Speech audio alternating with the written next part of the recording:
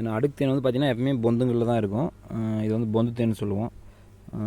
மொத்தம் இங்கே பார்க்குறதுக்கு மண் மாதிரி தான் இருக்குது. ஆனால் அது கட்டியிருக்கிறது பார்த்திங்கன்னா அங்கே உள்ள இருக்குது பார்த்தீங்களா, ஃபுல்லாகவே அடாடியாக லைனாக எல்லாம் அடுக்கடுக்காக இருக்கிறது பூராமே இது எல்லாமே அடை தான். வணக்கம், சிவானி தேனி பண்ணி கிருஷ்ணகிரி மாவட்டம். இன்றைக்கி பார்த்திங்கன்னா நம்ம ஒரு அடுக்கு தேன் எடுக்க வந்திருக்கோம். அது எந்த மாதிரி இருக்குதுன்னு சொல்லிட்டு பாருங்கள். சும்மா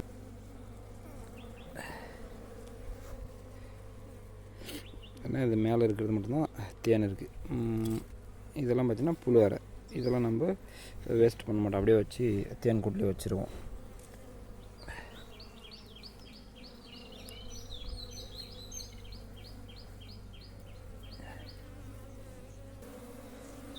இதில் பார்த்திங்கன்னா தேன் கம்மியாக தான் இருக்குது, ஹனி வந்து கம்மியாக தான் இருக்குது. புழு வச்சுருக்கு, நல்லா முட்டை வச்சுருக்கு. பார்த்திங்கன்னா இது ஃபுல்லாக தேன்.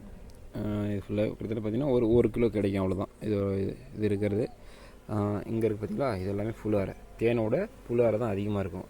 இப்போ பார்த்திங்கன்னா நிறையா பேர் வந்து யூடியூப்பில் இல்லை ஃபேஸ்புக்கில் வீடியோ போடும்போது என்ன பண்ணுவாங்க, இந்த தேனெல்லாம் மேலே வச்சுட்டு அந்த புழு அரையை பூரா கீழே பக்கெட்டில் போட்டு என்ன பண்ணுவாங்க, இவ்வளோ கிடச்சிருக்கு 5 கிலோ 10 கிலோ கிடச்சிருக்குன்னு சும்மா கதை கட்டுவாங்க. அந்த மாதிரிலாம் கிடையாது. இதில் பார்த்திங்கன்னா கொஞ்சம் தான் அணி இருக்குது, மீதி எல்லாமே புழு அரை தான் இருக்குது.